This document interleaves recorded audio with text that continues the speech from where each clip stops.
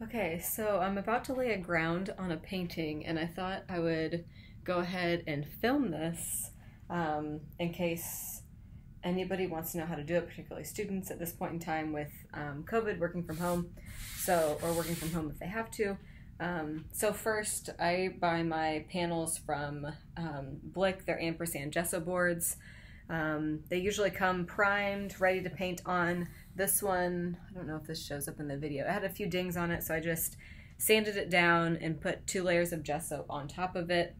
I put gesso on, and I'll put the ground on with these foam rollers. They are high density foam rollers, super smooth texture. You just have to lightly sand it if you want that like buttery smooth surface, which I do.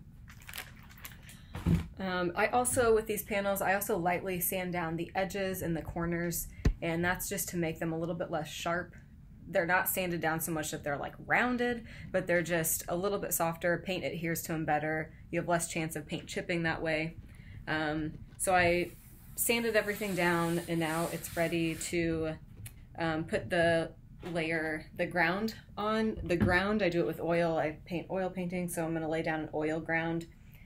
So doing this, I have a huge swatch of paint mixed up. Hopefully it's enough. I'm kind of banking on the fact that it will be enough. There's a lot of paint there. It's like a dark green color I'm going to do. And notice how I tape the edges, and that's just to make sure the edges stay clean, so it's pretty much less work on me down the line. Okay, I'm still getting used to filming and talking. So this is the sander I use. It's just a block sponge sander. Actually, it's just what I had on hand. The texture of the sandpaper is kind of like a nail file. It's super smooth, but it just gives a little bit of friction to sand down any little bumps that you don't want on your surface. So the first thing I do is just take this, and with a palette knife, just kind of take chunks of paint and just smear them all over the panel. And I try to get do it pretty evenly as I can. Man, this does take a lot of paint, so one thing I always tell students is don't be afraid to use a lot of paint.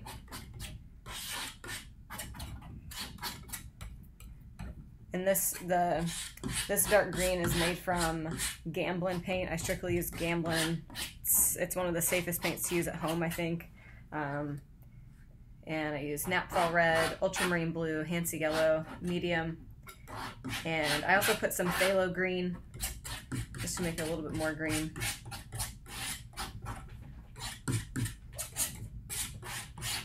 By the way, I'm not a pro. I'm just showing you what works best for me in my process. So other people could definitely have a different way of doing it, and whatever works for you is what matters.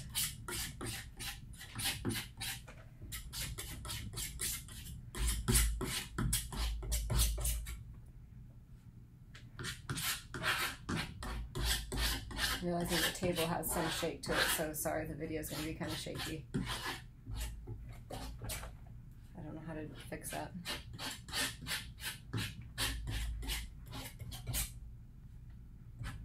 Yikes, I'm running out of paint. So as you see from that huge glob, I just have a little bit left. So I'm probably just going to have to salvage some from across the panel. Usually I try to make enough, because if you mix the color, even if you think you have the right color, there's always a slight difference usually. So I try to just mix a lot, and then if I do run out toward the end, I just go back through and try to take it from globs that are already on the surface.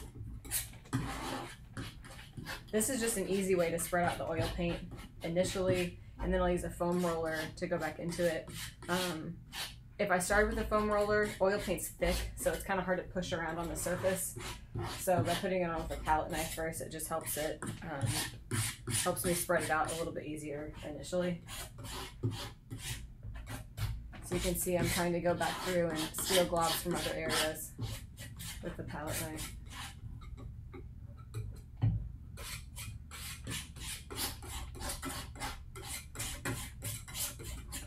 And obviously if you have long hair, tie your long hair back. Mine's tied back, otherwise it'll get in it, and the last thing you want on a nice fresh ground is hair running through it, or the last thing I want anyway.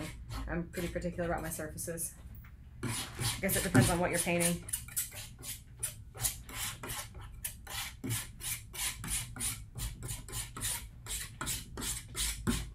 So I'm just going back through and like pulling the paint in areas where there might be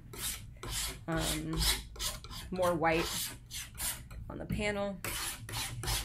I use panel for my work too because I can get more detail. It's a smoother surface. I really dislike canvas. I'm not a fan of canvas. Panel is way less forgiving too, I tell my students. So and I just dropped, so I got paint on my wrist.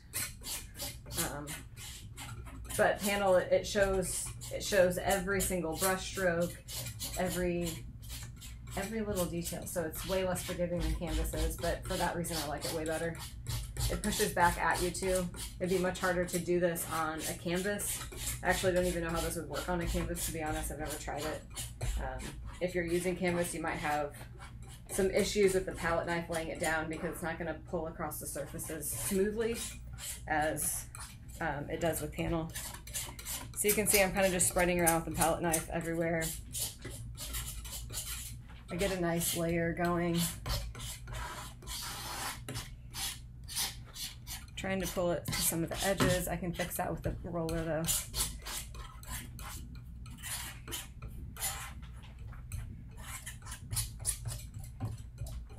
All right.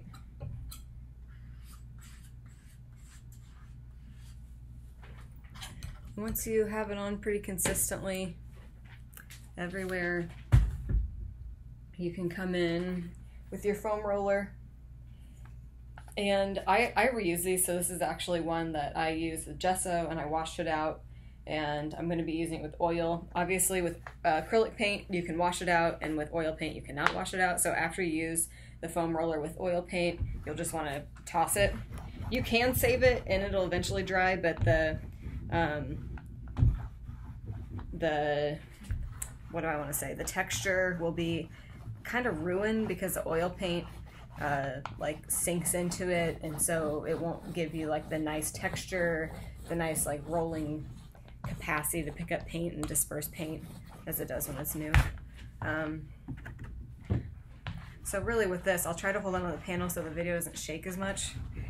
I'm working on a table that, it's a pretty sturdy table, but it does shake. So essentially, I just press down and roll this out. And you can see how, because I have the oil paint on pretty consistently, it's doing a pretty nice job of smoothing out on the surface. I have a glare from my light. I'm going to try to turn that off. See if that makes it any better. Does that make it better?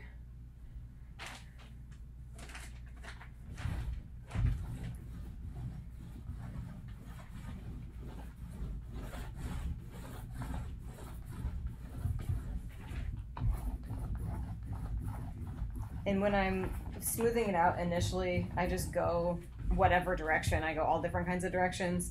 Then once I get the whole thing rolled out, then I'll go in like very strategic directions. So whenever I finish it, it'll all be, the roller strokes will all be going one way. Just looks cleaner that way.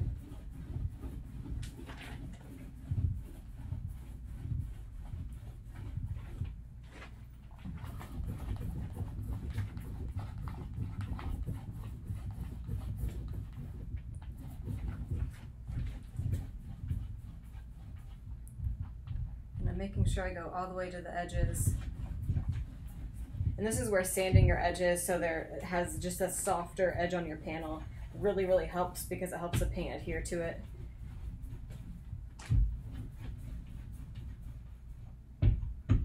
Again, you don't want like rounded corners, but you just want them to be a little bit softer. At least I do. I should say me. This is just my personal preference. It's not like there's a necessarily like a right way or a wrong way. Again, it just depends on what you want for your work.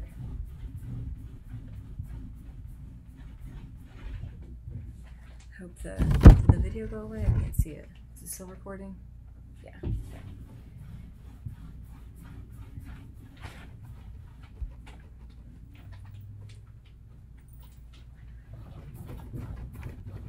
As you can see, I'm not wearing nice clothes. I'm wearing clothes I don't really care if I get paint on. I don't really want to get paint on these clothes, but I don't really mind. So don't wear nice clothes when you're doing this. The roller, not so much with oil paint, but if you use the roller for acrylic paint, it will definitely splatter. So usually when I use it for gesso, I have like my gesso outfit that I wear and it has white paint literally splattered all over it because there's so much like splashback from the acrylic paint just because it's not as thick. It's a thinner consistency, so it splatters more. Man, this is really shaking. Yikes. Okay, I'm almost done.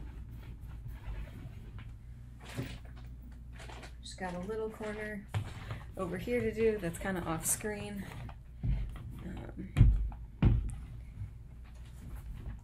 So I didn't used to put my grounds on with a roller. I used to put them on with a brush, and I'm very particular about my surfaces, so of course I go through great lengths to make sure that the brush stroke was minimal, putting them on as a ground. And then when I was in grad school, one of my fellow grads was using a roller, and then it like suddenly occurred to me of, oh my gosh, why am I not using a roller to lay down my grounds? And I wouldn't have to sand brush stroke, I wouldn't have to worry so much about brush stroke, and it was like a complete revelation that I had that day of using a roller to lay down a ground, and I will probably never go back to using a brush, at least for the time being. So I have the paint smeared across the entire surface, so I'm just going to go over it a few times, going vertically and horizontally, just across the entire surface to try to get it as even as possible. You'll have marks from the roller too, where the roller is like laying down on the surface, and I try to get those to disappear. It takes me a while, so I'll probably stop the video and like continue working on it, just so you guys don't have to watch me nitpick the surface quality because I'm kind of a freak about it. But hopefully that all made sense. Hopefully the video worked. Hopefully you can hear me. I probably should have tested this before I started, but I didn't. I'm kind of just going with it. So I just went horizontal. Now we'll go vertical. And you might be able to see, depending on my lighting in here. My lighting in here isn't so great. Those of you who also work it from your apartment with kind of like, I have clip lights and light stands I use because I don't have like overcast or overarching lighting. Fluorescent lighting actually works really well. Awful fluorescent lighting. Cheers.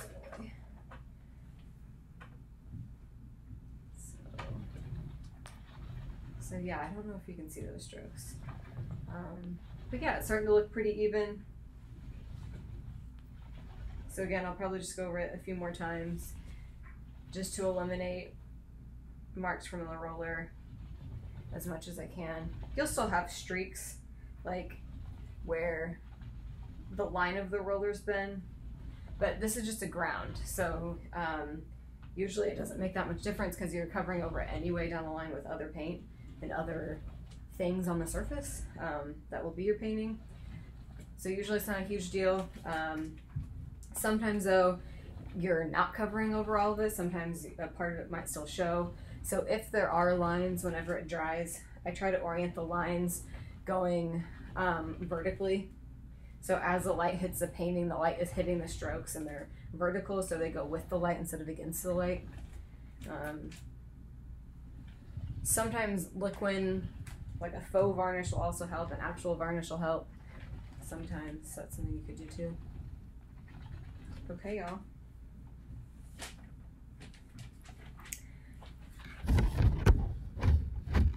Good luck.